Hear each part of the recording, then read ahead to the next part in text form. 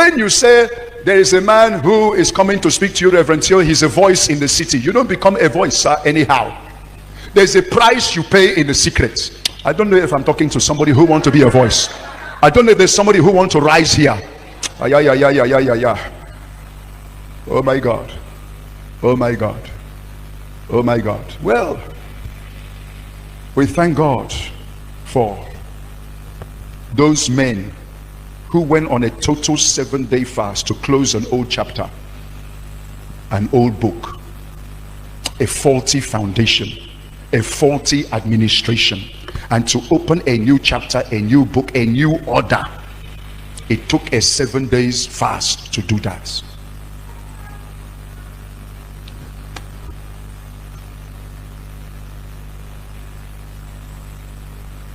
My own foundation took me a lot. It took me 11 years to handle, because my father was the national president of Ogbuni, and my father's house was the national headquarters of Ogbuni.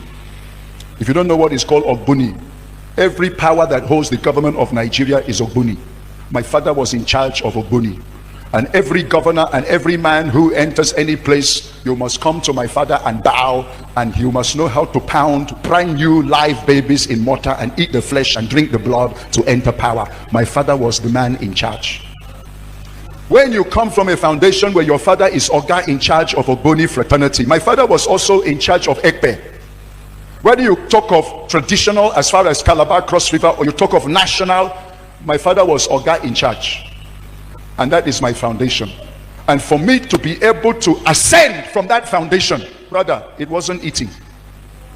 It took me dying in God's presence. When I was your age, I believe you are, most of you are youths I'm talking to, you are in your 20s, most of you.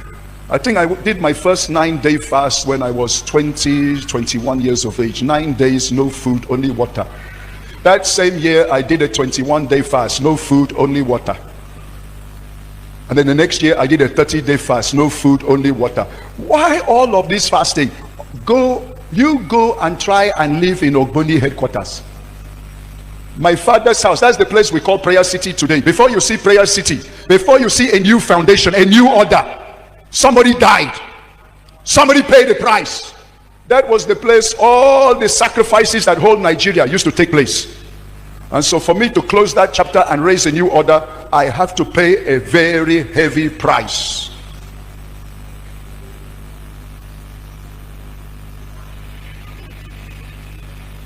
And I thank God today, the price is speaking.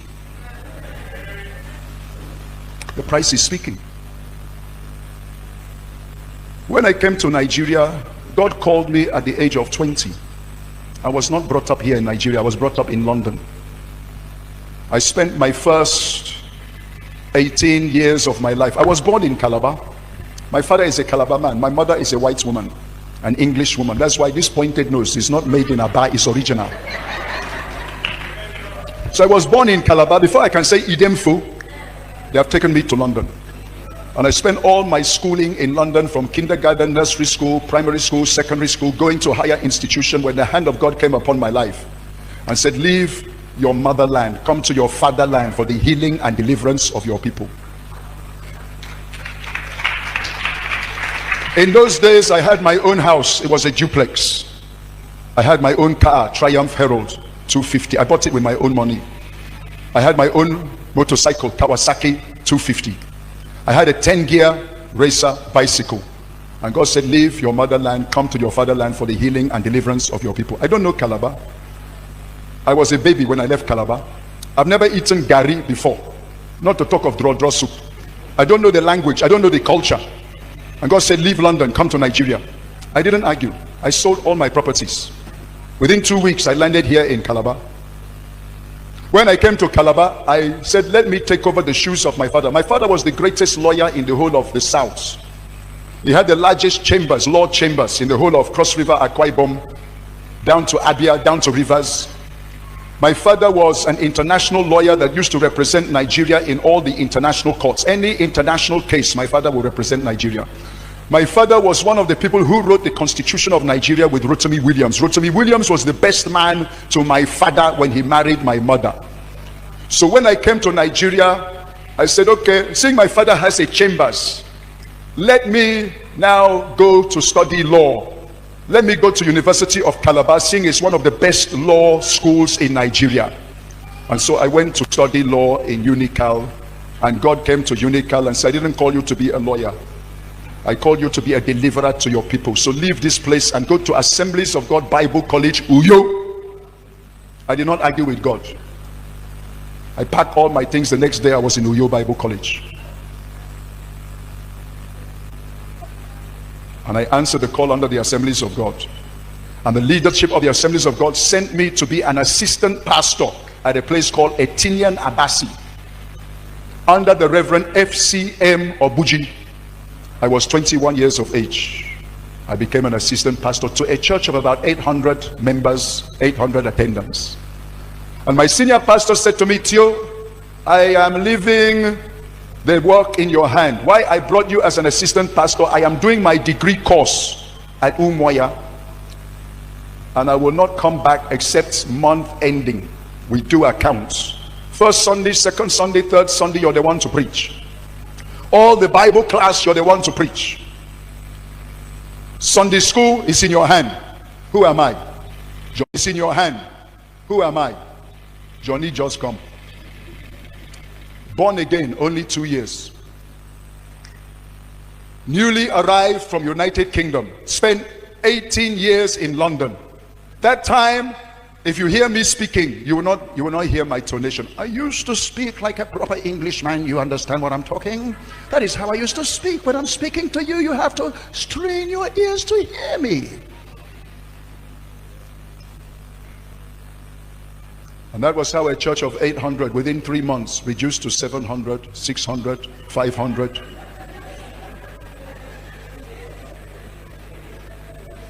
And my senior pastor called for a round table discussion to find out why, what is happening, what is going on. Everybody should open up and feel free to speak out your mind. What is the problem of this church? The first person to lift the hand was the choir mistress. I have noted you, choir mistress. It is well with you. The choir mistress said, Reverend, we will not hide from you. This boy you brought to us. He didn't call me Pastor Boy. He's an empty container. He's a square peg in a round hole. He has nothing to offer. He has nothing to deliver. We don't even understand what he's talking. That, Reverend, if you don't want this church to scatter all, carry him, throw him anywhere you can throw him. Bring us somebody who can fit us, who we understand, who we can flow with, who will help us, not this kind of boy. The second person that stood up was actually the husband of that woman. He said, Reverend, what my wife is saying, she has not even said even one half. Is bad. And my senior pastor stood up and collected the microphone and closed the meeting. And he said, there's no need to continue with this meeting. Me, I was so embarrassed. And the worst of all was that my mother had flown all the way from London to Nigeria to visit me as her son. And she was sitting in the front row that day and saw how her son was disgraced and humiliated and rejected. She was weeping. Me, I was weeping. I couldn't even wait for them to share the benediction. I carried my bag and I ran to that time I was living in 10 by 10. I have no furniture. I have only one bed. I don't even have a fan, whether ceiling fan or standing fan. I don't have. I don't even have a wall clock.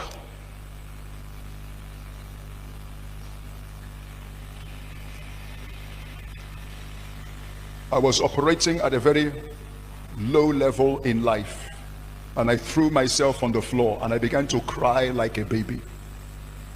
Maybe you don't understand because you have never known what it means to leave United Kingdom and sell all your properties in obedience to God, to come for a people, and the people you come for have rejected you. I wept like a baby. I wept until there was no strength, no energy left in me. I was sobbing.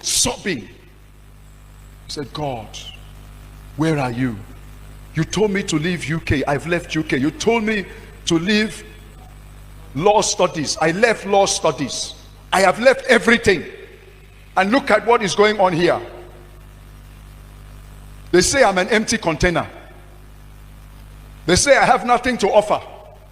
And then I heard the still small voice of God came to me and said, son, what they say is correct.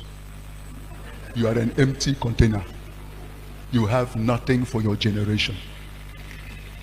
So I give you a choice. If you want to have a meaningful life, what you have not been doing before, because you are coming from London, and in London you don't believe in prayer, you don't believe in fasting, you believe in technology and science. But now I've come to tell you there is more than technology and science. There is me, Jehovah God. And for you to meet me, go on a 30-day fast. You will eat food once a day from 12 midnight. You must make sure in that 30-day fast, every day you must read a minimum of 20 chapters of the Bible. Read 20, 30, 40, 50 chapters every day. Spend time. Struggle to pray. I know you are coming from London, that you people cannot know how to pray, but this time you must struggle to pray. If you don't know how to pray, just roll on the floor and cry. That was how I was crying for 30 days and 30 nights. At the end of the 30 days, my senior pastor called me. Theo, come on. You're the one to preach this Sunday. I said, Reverend, I beg you. May you now preach. You do the preaching. Me, I will kneel down. I will pray for you. I will give you backup. I can't face them. You face them for me. He said, Reverend, he said, Theo, they may not like you. Me, I like you. Go and preach. When you preach, I'm the one who will kneel down and give you backup.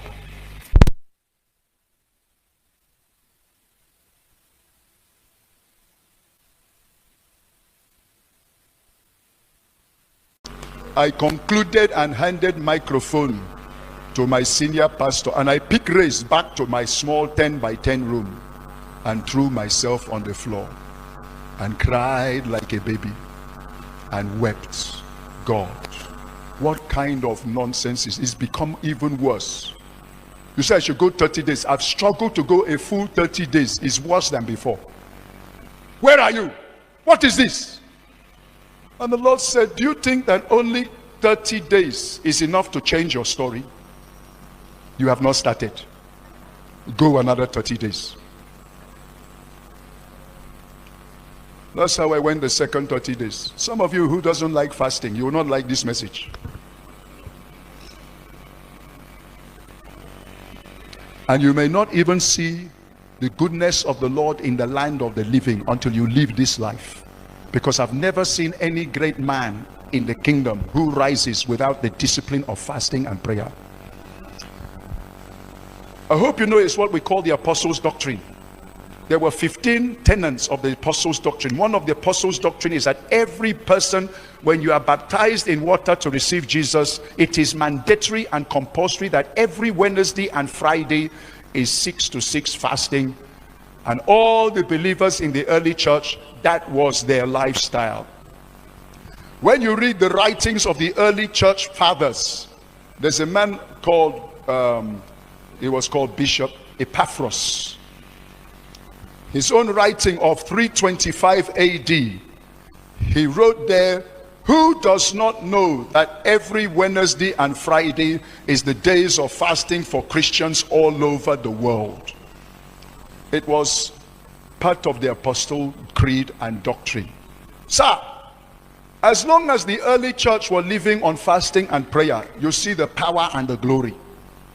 When that generation died and another generation rose, who say it's not only by fasting, it's not only by prayer, we can also use other methods to succeed. Right from that time, the power left the church. The man who rediscovered that was John Wesley. When John Wesley read the early church fathers' doctrines, he instituted it as part of the constitution and bylaws of the Methodist Church that every Wednesday and Friday every Methodist must fast, and every preacher in the Methodist movement, if you fail to do that, you'll be excommunicated.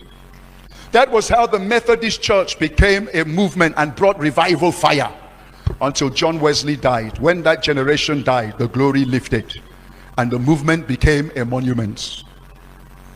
I'm telling you what fasting is. It's not a suggestion. It's a commandment.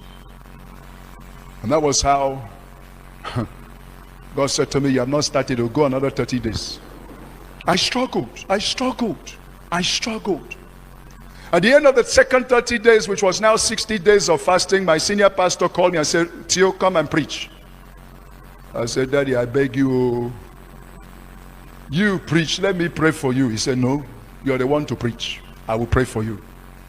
I prepared my message. I came out. This time as I was preaching, I did not see people doing like this. But I saw somebody right in front of me, somebody also on the right hand side. Look at what they did. They just did like this.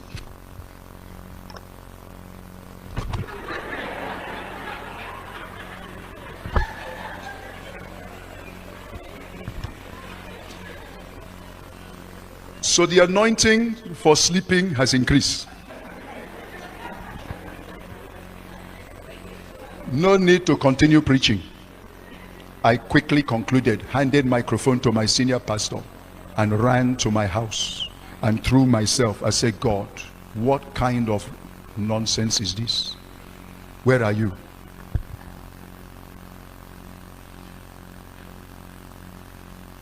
Why did you bring me here? You brought me to embarrass me. You told me to leave UK. I obeyed you. Was I not hearing from you? And the Lord said, you heard from me. And I brought you here. And now I have gotten you where I need you. Because I, Jehovah, I cannot use anybody except they are a broken vessel and a crushed vessel. So I brought you from UK to scatter you and shatter you. I came to break you. Sir, if you are here for this month, you can't go 72 hours prayer. I will tell you, you are not a broken man. You're a very strong, hard man. You resist God and you still feel you can make it. No, sir. You have to find a place of brokenness before God, where you start to cry unto God for help. That's the real fasting. That's why I say ceremonial fasting does not work. When you get to that place of going days in God's presence, that's the place of brokenness, because it costs you everything. That's where God said, I've brought you now I get you where I need you. Now go another 30 days. Hi. I struggled to go another 30 days. It was on the 88th day of that prayer, 8 plus 8, new beginning and new beginning. I dozed. And in that dozing, I saw myself in a very large auditorium of about 10,000 people. And the lights went out. It was pitch dark. And a ball of fire, a flame of fire came out from the pulpits and was going around the whole house looking for somebody. Me, I was sitting on the right hand side at the back, and this ball of fire came and located where I was sitting and began to burn my mouth, my lips, and my tongue and my vocal cords. And a voice spoke, from today I have given to you power in the word. I woke up. It was a dream. But in the physical, my mouth was on fire. I tried to drink water to quench the fire. I cannot quench the fire. And my senior pastor called me, Theo, come and preach. So when you encounter God, you don't fear men again. Except you have not had an encounter. That's why I was saying this thing called supernatural encounter. It's more than a phrase. It's more than a cliche. And for you to have a supernatural encounter, you must hunger and thirst and pant. You go for it with all of your heart. It's not ceremony. You lay down your life. You tell God, Father, you either kill me or you show up in my life.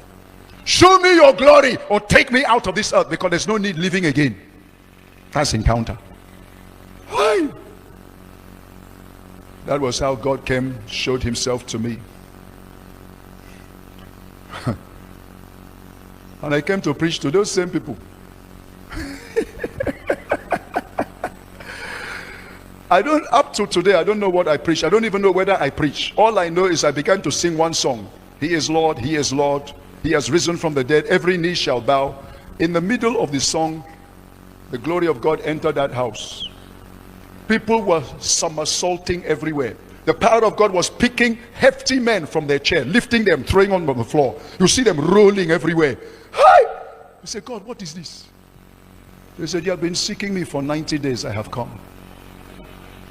Then the power of God entered the choir. Pick the choir mistress. Knock her on the ground. Pick her. Roll her. Brrr. I say, Holy Ghost, do it again. Do it again.